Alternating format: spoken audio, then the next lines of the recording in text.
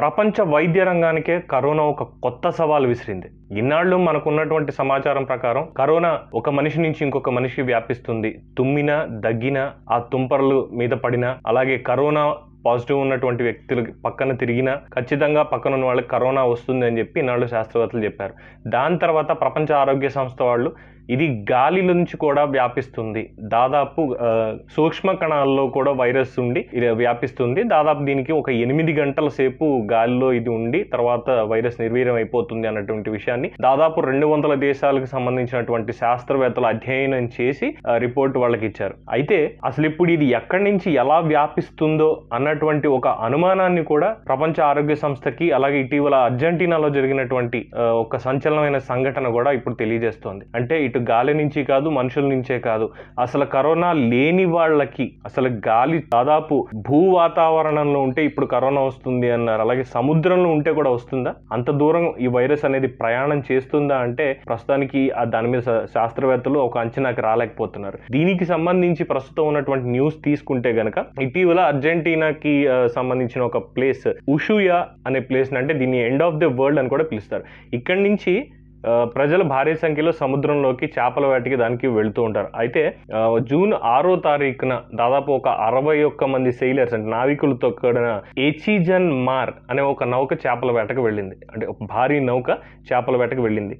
ఇది 20వ తారీఖు కల్లా, జూలై 20వ తారీఖు కల్లా సముద్రం నుంచి తీరానికి రావాల్సి ఉంది. అయితే ఇప్పుడు అక్కడి నుంచి అందిన సమాచారం ఏంటంటే దాదాపు వెళ్ళిన అందరికీ కూడా దాదాపు 57 మందికి కరోనా పాజిటివ్ వచ్చింది, దాంతో బాధపడుతున్నారు అన్న విషయం ఇప్పుడు షాక్ కి గురి చేస్తుంది. వీళ్ళు అసలు సముద్రంలోకి వెళ్ళడానికి ముందే కరోనా టెస్ట్ చేసి నెగిటివ్ అని నిర్ధారించుకున్న తర్వాత కూడా వెంటనే పంపించకుండా 14 రోజుల పాటు క్వారంటైన్ సెంటర్లో ఉంచి, క్వారంటైన్ సెంటర్ 14 రోజుల పీరియడ్ ముగిసిన తర్వాత మళ్ళీ టెస్ట్ చేసి 2 రోజులు మళ్ళీ కూలంకషంగా పరిశీలించి నెగిటివ్ ఉంది అని చెప్పిన తర్వాత షిప్ ని మొత్తాన్ని శానిటైజ్ చేసి భద్రతా చర్యలన్నీ తీసుకుని వీళ్ళని పంపించడం జరిగింది. మొత్తం శానిటైజ్ చేసిన, వీళ్ళని క్వారంటైన్ లో ఉంచిన 57 మందికి నడి సముద్రంలో కొన్ని వందల కిలోమీటర్ల దూరంలో చేపల వేటకు వెళ్ళినటువంటి వీళ్ళకి కరోనా వచ్చింది. పోనీ పక్క నుంచి ఏమైనా షిప్స్ వెళ్ళాయి, వాళ్ళ వల్ల వీళ్ళ మధ్యలో ఏదైనా కమ్యూనికేషన్ జరిగిన తర్వాత వచ్చి ఉండొచ్చు అన్న అనుమానం కూడా వ్యక్తం చేస్తే అటువంటిది ఏం జరగలేదు.